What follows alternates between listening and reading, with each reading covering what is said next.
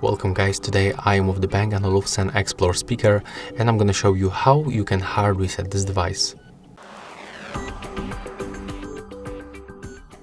Okay, so as you can see, I'm currently connected with my phone and the speaker, and to perform the reset we have to use two buttons.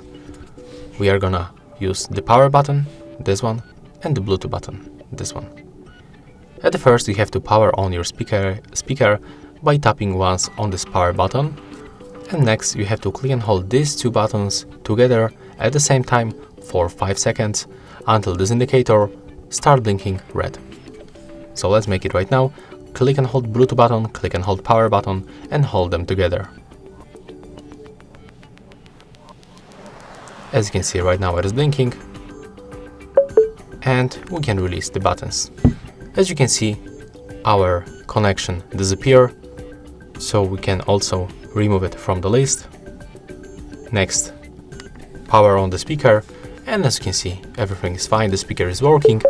We restore all default settings, and right now we are able to add this speaker to your device for another time or do whatever you want. That's how it looks. If you find this video helpful, remember to leave a like, comment and subscribe.